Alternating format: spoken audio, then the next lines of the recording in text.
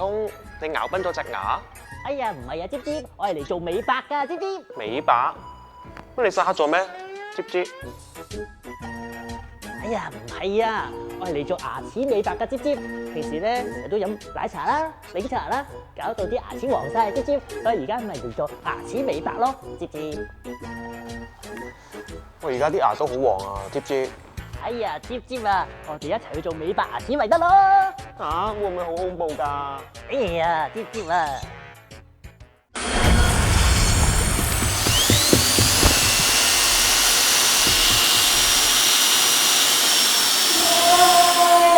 ！Hello， 大家好，我係伍文生哥哥啊，即係咧閃電傳真機芝士學堂裏面嗰個老鼠芝芝啊。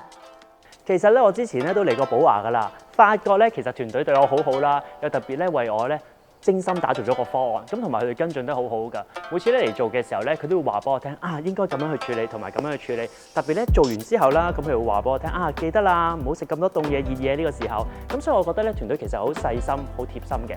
何況咧我自己咧，即係喺電視裏面咧要接觸咧好多唔同嘅朋友噶嘛，同埋咧牙齒真係好重要㗎。咁咧笑起上嚟嘅時候咧，都想有自信啲嘅。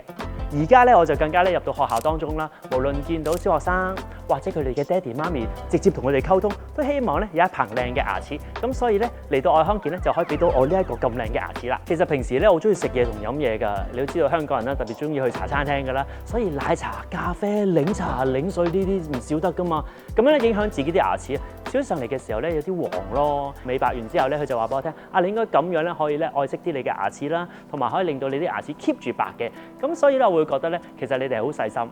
其實之前咧都有啲擔心嘅，不過咧經過咗你哋嘅團隊啦、分析啦，同埋咧做咗唔同嘅服務之後咧，就發覺信心翻晒嚟啦，笑起上嚟咧就開心好多嘅。其實大家咧都知道啦，牙齒真係好重要㗎。我咧經過咗呢幾次嘅愛康健之旅，我就發現到，原來咧可以認識多啲，同埋知多啲自己牙齒健康係咁重要嘅。咁所以啦，我都話，如果大家都對自己牙齒係有要求，同埋咧想靚啲嘅話咧，可以快啲嚟到我哋愛康健體驗一下啦。睇牙梗係要識揀啦，我揀愛康健。